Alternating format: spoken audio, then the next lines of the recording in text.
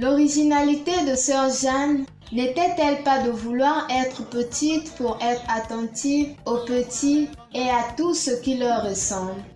Ainsi, elle-même aimait se prénommer Jeanne des Petits. Sœur Jeanne Vincent est née le 1er novembre 1915 à Bordeaux et meurt à Lyon le 8 mai 1997. Elle était fille de Vincent Henri et de Loumeau Joséphine. 5 de 7 garçons devinrent prêtres ou religieux et les 3 filles se firent salésiennes de Don Bosco. Religieuse salésienne de nationalité française, sœur Jeanne était plus qu'une institutrice, ou plutôt, tout son travail d'institutrice auprès des petits était soutenu par une foi profonde. L'année 1972 lui offre le grand départ pour l'Afrique. De Saint-Étienne, elle part à Port-Gentil au Gabon, sa seule destination missionnaire. Elle a beaucoup aimé le Gabon jusqu'à le considérer comme son pays d'origine. Déclaration qu'elle faisait les yeux rayonnants de joie, son action y laisse un souvenir inoubliable.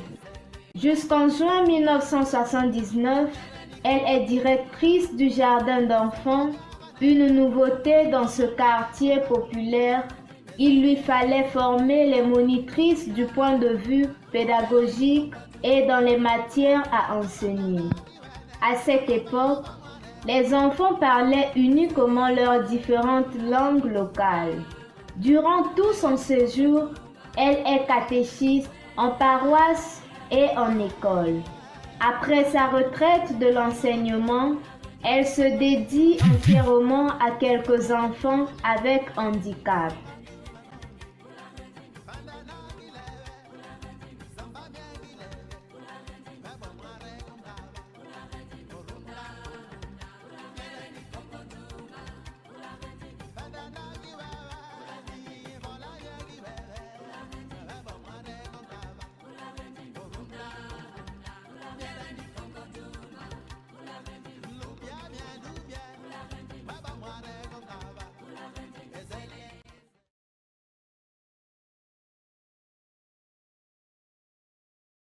En 1979, lorsque moi je suis arrivée, toute nouvelle à Port-Gentil. Jeanne m'a tout de suite beaucoup marqué. D'abord une femme très douce, et je disais toujours qu'elle n'était même pas capable de faire du mal à une mouche.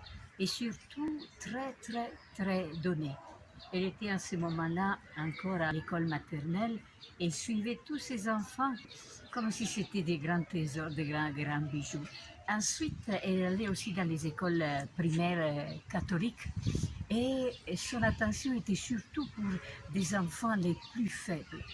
Elle arrivait toujours à la maison avec des enfants, elle les testait, comme on pourrait dire aujourd'hui, avec ses méthodes à elle, des méthodes qui arrivaient à détecter quelle était la difficulté que l'enfant avait à l'école et combien d'enfants ils ont pu démarrer et viser à une vraie réussite scolaire. Son attention pour les plus petits, pas seulement plus petits parce que en bas âge, mais aussi pour les plus pauvres, était très grande. Jeanne Vincent, c'est une sœur dont on se souviendra toujours à Port-Gentil, surtout pour son audace, son courage et son amour pour les plus petits. Bien sûr, parmi les plus petits, nous nous souviendrons toujours de Jean Blaise, ce petit garçon qui était né aveugle et pour lequel sœur Jeanne Vincent a voulu apprendre à 60 ans le braille. Et ce fut vraiment un grand effort. Malheureusement, en 90, elle a dû forcément partir pour la France. Pourquoi? Parce qu'il y avait eu des émeutes. Et donc, on fit partir immédiatement toutes les personnes les plus âgées et les enfants. Elle dut partir malgré elle. Son travail fut très important dans les écoles de la commune de Port-Gentil. Elle essaya d'apprendre la méthode Jean Killy qui est une méthode ludique pour l'apprentissage de la lecture et de l'écriture, à tous les maîtres de la circonscription. Ce fut vraiment là aussi un grand travail qu'elle fit avec beaucoup de fatigue. Mais je pense que ce pour lequel nous lui devons beaucoup, c'est d'introduire le système préventif dans l'école. Peu à peu, les maîtres ont appris à abolir la chicotte et à utiliser vraiment l'amabilité.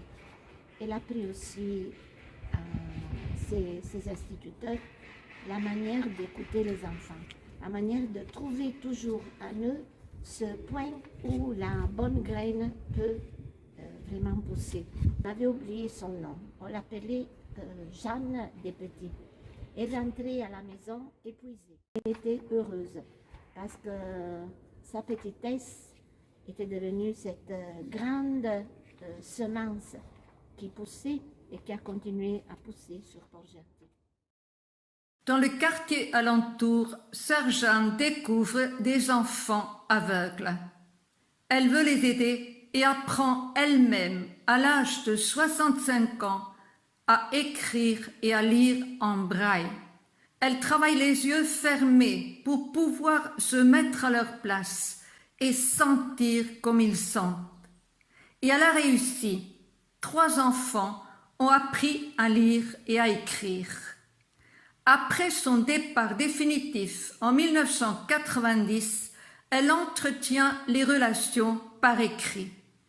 Aujourd'hui encore, les familles ont de ces lettres reçues par Sœur Jeanne, écrites pour les parents en français et pour les enfants en braille, signe de son courage, de sa patience, de sa bonté et de cet appel absolument spécial.